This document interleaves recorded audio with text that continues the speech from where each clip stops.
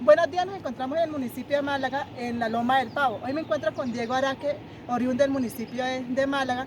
Él nos va a hablar sobre la historia empresarial del municipio. Buenos días, Diego. Buenos días, Judy. Buenos días a todos quienes nos ven en este video.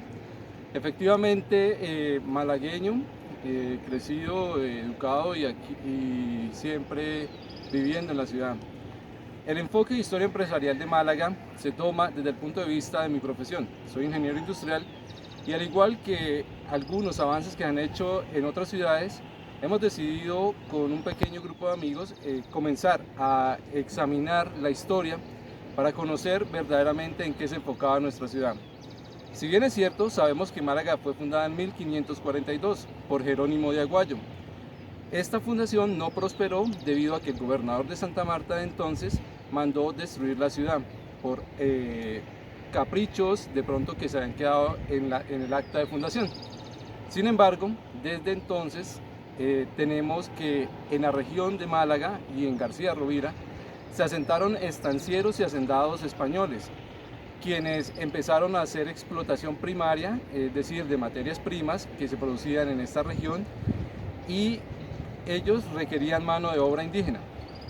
La mano de obra indígena fue lo que conocemos como las encomiendas. Estas fueron primeramente asignadas a la ciudad de Pamplona para que desde allí las administraran. Teníamos muy cerca de lo que hoy es Málaga la encomienda de Tequia. Existían otras como la encomienda de Servitá, de Mogotocoro, de Huaca, y cada una de ellas estaba asignada a diferentes encomenderos.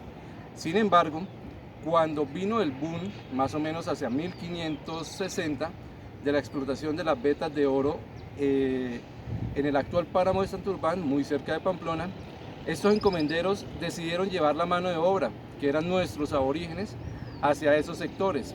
En ese entonces se vio diezmada la población indígena que había en nuestro territorio.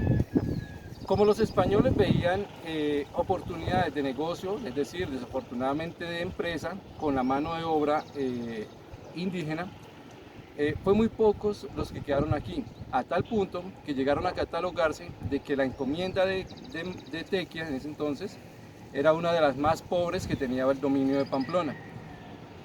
Así sucedió todo ese tiempo de colonización, de conquista y colonización. Ya transcurrieron los años 1600 y 1700, donde eran incipientes los mercados con una producción restringida que se basaba exclusivamente al comercio local o al intercambio con comarcas como Pamplona o como Tunja.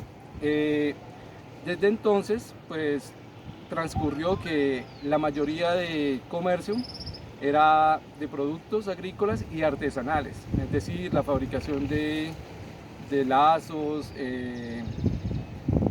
otras cosas, por ejemplo, carnes que no eran procesadas en ese entonces, pero se producían y se hacían la transacción comercial en estos mercados.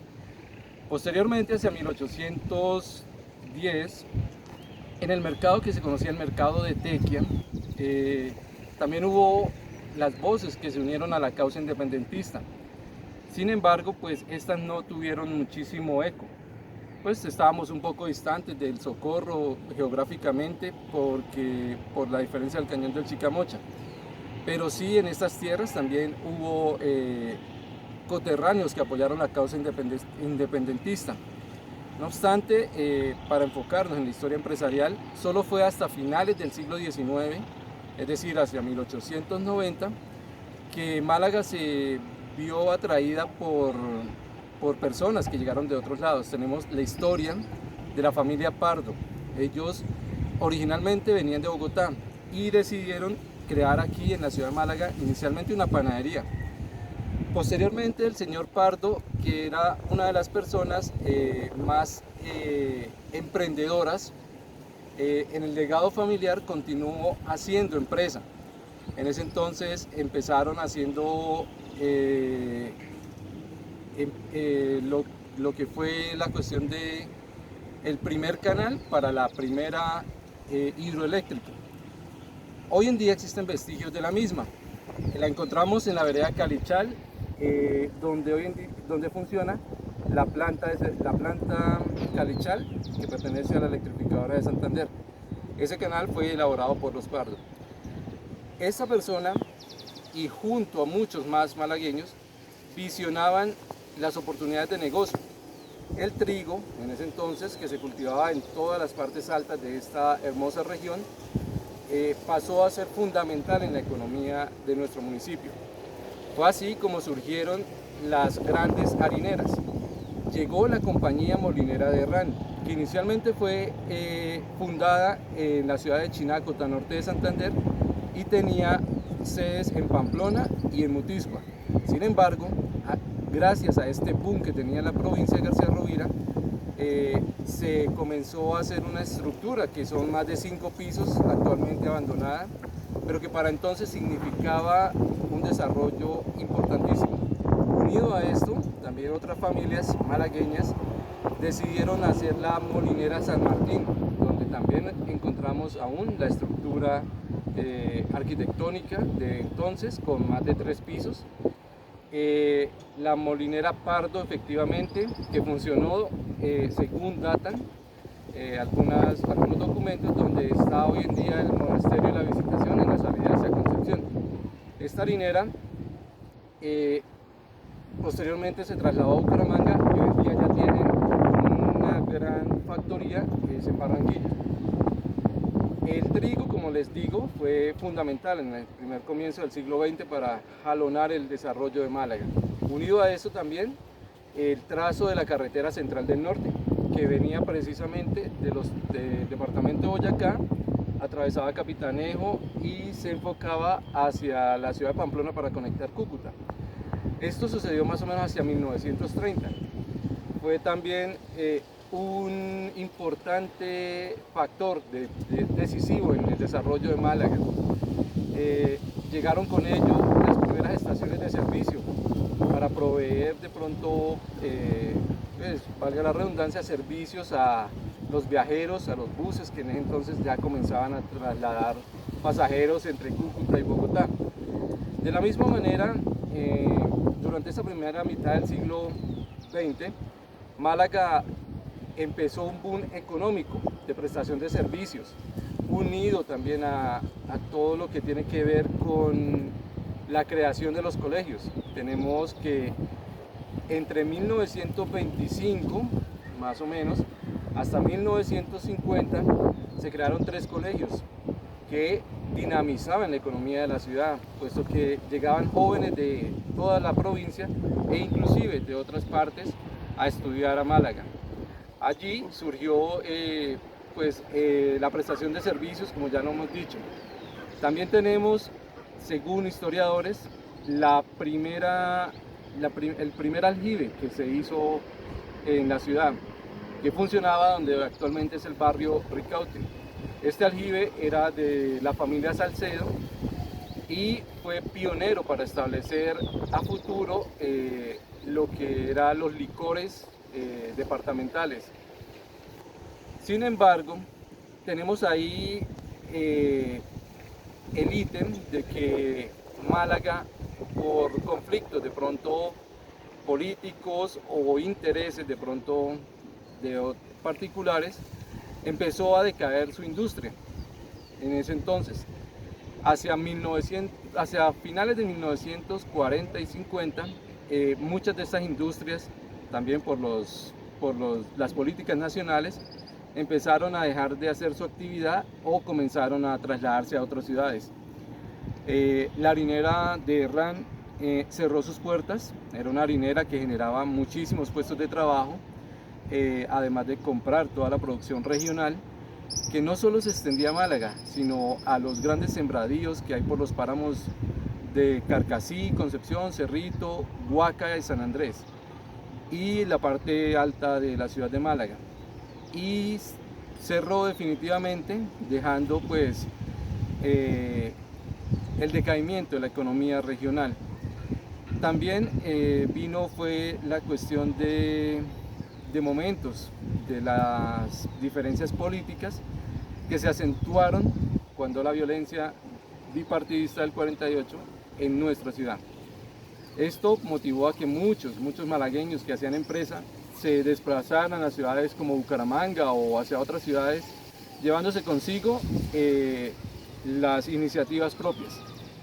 Ya pues posteriormente conocemos principios asociativos ya en la década de los 60 y 70, donde han surgido empresas importantes como la empresa Cotrans, que aún se mantiene líder en el mercado de transporte de pasajeros.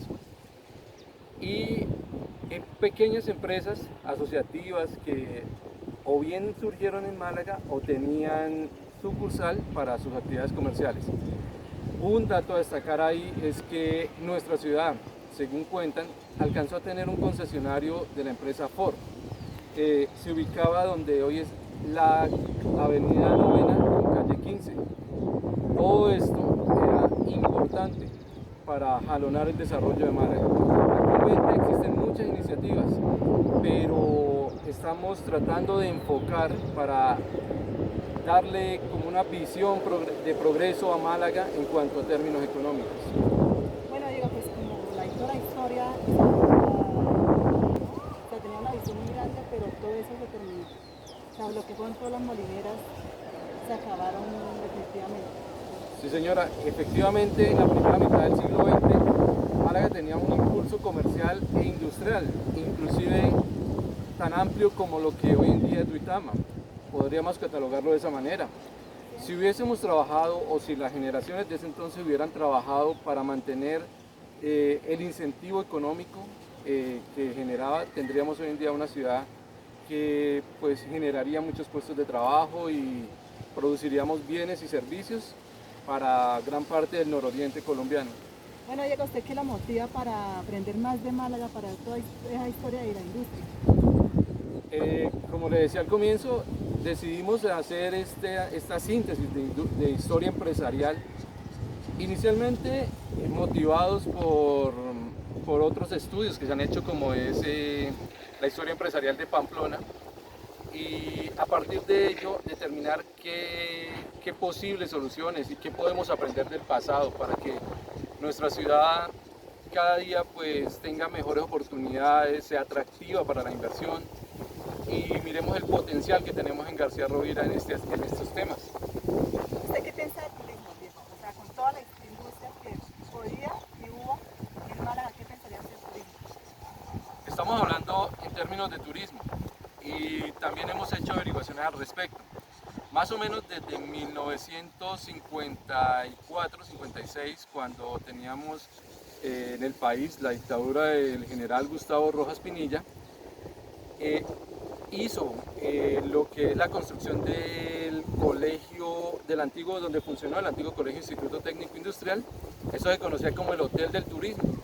Desde entonces estamos hablando de turismo, pero no hemos podido arrancar una idea sólida en García Rovira, de pronto por las dificultades que se han presentado durante estos 60 años y la desmotivación o la falta de enfoque que hemos tenido.